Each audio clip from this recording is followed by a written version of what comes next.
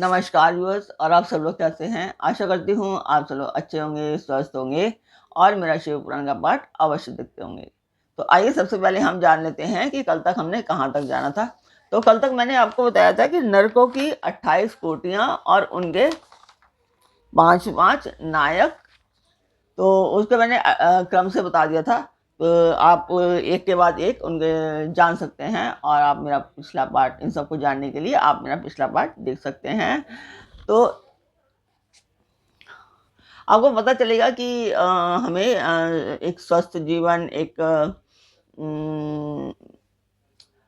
संपूर्ण जीवन कैसे जीना चाहिए। तो यही है। तो जो नए दर्शक हैं उनको मैं बता दूं कि वो सोचेंगे कि ये पाठ मैं कर क्यों रही हूँ। तो ये पाठ है, शुभ काज है, मंदिर के लिए कर रही हूँ, और इसमें मैं आप सब लोगों का सहयोग चाहती हूँ कि आप सब लोग सहयोग करें, सब्सक्राइब करें, लाइक करें और शेयर करें, ताकि ये उद्देश्य मेरा पूर्ण हो पाए।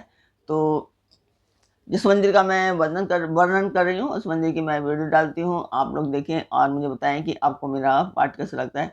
तो इस मंदिर के लिए मैं कुछ करना चाहती हूँ, इसीलिए मैं ये कर रही हूँ।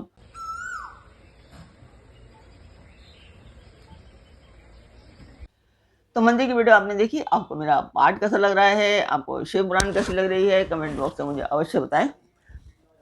तो अब हम चलते हैं आज के पाठ पर। स्वागत करती हूँ मैं आप सभी का अपने इस कार्यक्रम शिव पुराण में। शिव पुराण की उमा संहिता चल रही है, और उमा संहिता में आज आप सुनेंगे विभिन्न पापों के कारण मिलने वाली नरक यातना का वर्णन, तथा कुक्कुर बलि, काक बलि एवं देवता आदि के लिए दी हुई बलि की आवश्यकता एवं महत्ता का प्रतिपादन। तो जैसे मैंने बताया था पिछली बार में भी कि सनत कुमार जी और व्यास जी में यहाँ पर वार्ता हो रही है कि, तो वो कह रहे हैं, सनत कुमार जी कहते हैं व्यास जी, इन सब भयानक पीड़ादायक नरकों में पापी जीवों को अत्यंत भीषण नरक यातना भोगनी पड़ती है, जो मिथ्या आगम पाखंडियों के शास्त्र में प्रवृत्त होता है। वह द्विजी नामक नरक में जाता है और जीवा के आकार में आधे कोस तक फैले हुए तीक्ष्ण हलों द्वारा वहां उसे विशेष पीड़ा दी जाती है। जो क्रूर मनुष्य माता पिता और गुरु को डांटता है, उनके मुंह में कीड़ों से युक्त विष्ठा ठूस कर उसे खूब पीटा जाता है। जो मनुष्य शिव मंदिर, बगीचे, बावड़ी, कूप, तड़ाग तथा ब्राह्मण के स्थान को नष्ट भ्रष्ट कर देते और वहां स्वेच्छानुसार रमन करते हैं, वे नाना प्रकार के भयंकर कोलू आदि के द्वारा पीले और पकाए जाते हैं, तथा प्रलय काल पर्यंत नरकानियों में पकते रहते हैं। पर स्त्रीगामी पुरुष उस रूप से ही व्यभिचार करते हुए मारे पीटे जाते हैं। पुरुष अपने पहले जैसे शरीर को धारण करके लोहे की बनी और खूब तपाई हुई नारी का गाढ़ आलिंगन करके सब ओर से जलते रहते हैं। वे उस दुराचारिणी स्त्री का गाढ़ आलिंगन करते हुए रोते हैं, जो सत्पुरुषों की निंदा सुनते हैं। उनके कानों में लोह तथा या तांबे की आदि की बनी हुई कीलें आग से खूब तपाकर भर दी जाती हैं।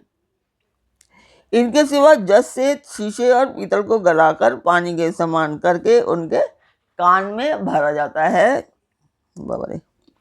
फिर बारंबार गर्म दूध और खूब तपाया हुआ तेल उनके कानों में डाला जाता है।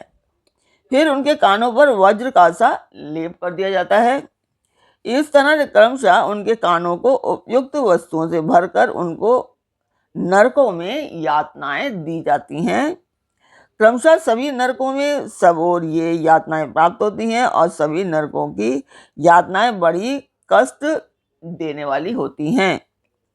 तो जो नरकों की जो डिटेल्स थी, कितने नरक होते हैं, वो मैंने आपको पिछले पाठ में बताया हुआ है। जो माता पिता के प्रति भौं टेढ़ी करते अथवा उनकी ओर उद्दंडता पूर्वक दृष्टि डालते या हाथ उठाते हैं, उनको उनके मुखों को अंत तक लोहे की कीलों से दृढ़तापूर्वक भर दिया जाता है।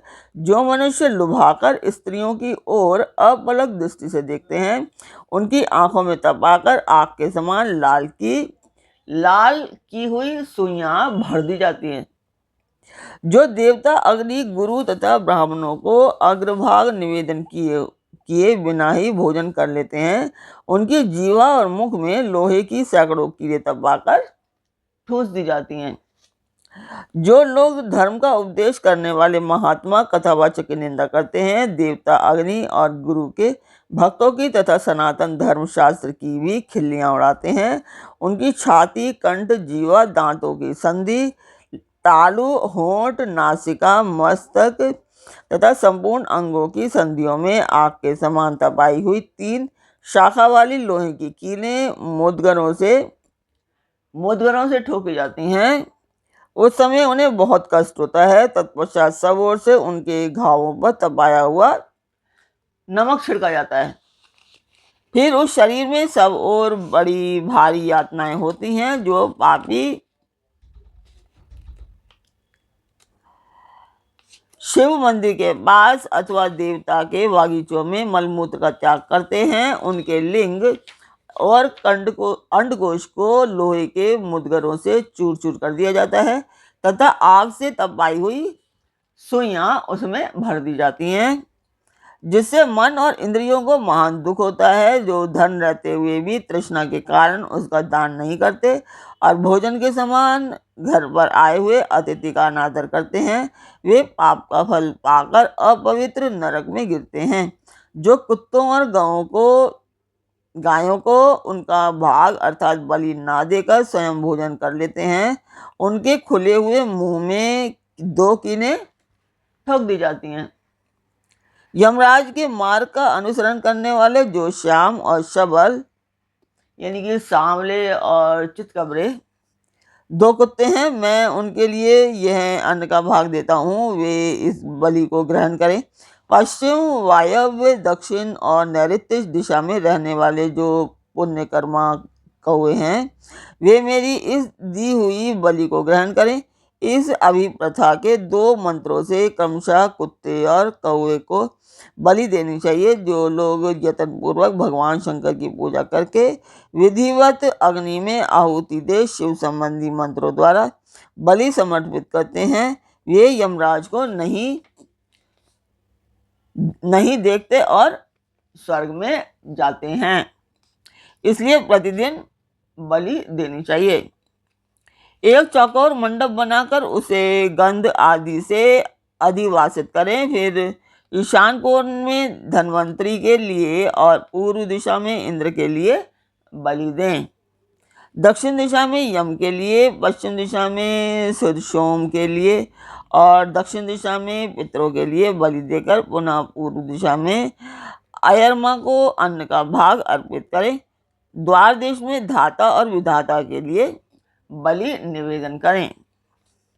तदंतर कुत्तों और कुत्तों के स्वामी और पक्षियों के लिए भूतल पर अन्न डाल दें। देवता, पितर, मनुष्य, प्रेत, भूत, गुहाक, पक्षी, कृमि और कीट ये सभी गृहस्थ से अपनी जीविका चलाते हैं। स्वाहाकार, स्वधाकार, वृष्टाकार तथा हंताकार ये धर्ममयी धेनु के 4 स्तन हैं। स्वाहाकार नामक स्तन का पान देवता करते हैं। स्वधाकार पितर लोग, वष्टाकार का दूसरे देवता और भूतेश्वर तथा हंताकार नामक स्तन का सदा ही मनुष्यगण पान करते हैं।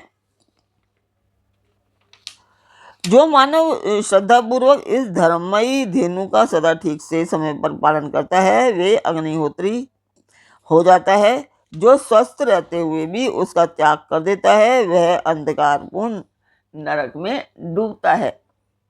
इसलिए उन सबको बलि देने के पश्चात द्वार पर खड़ा हो क्षण भर अतिथि की प्रतीक्षा करें। यदि कोई भूख से पीड़ित अतिथि या उसी गांव का निवासी पुरुष मिल जाए तो उसे अपने भोजन से पहले यथाशक्ति शुभ अन्न का भोजन कराएं। जिसके घर से अतिथि निराश होकर लौटता है उसे वह अपना पाप दे, बदले में उसका पुण्य लेकर के वो चला जाता है। लेकिन यहाँ पे ये कहा गया है कि अगर कोई साधु महात्मा अगर आपके दरवाजे पर आया है और वो बिना लिए चला जाता है, भूखा चला जाता है, आपने उसको अन्न नहीं दिया, अन्नपान नहीं कराया, तो वो आपका पुण्य लेकर के चला जाएगा और उसका जो पाप है वो आपको मिल जाएगा। तो यही था आज का पाठ। तो आज का पाठ मैं यहीं पर पूर्ण करती हूँ। कल फिर मिलेंगे एक नए पाठ में, एक नई उमंग, एक नई तरंग के साथ। तब तक के लिए आज्ञा दीजिए। ओम नमः शिवाय। जय माता की।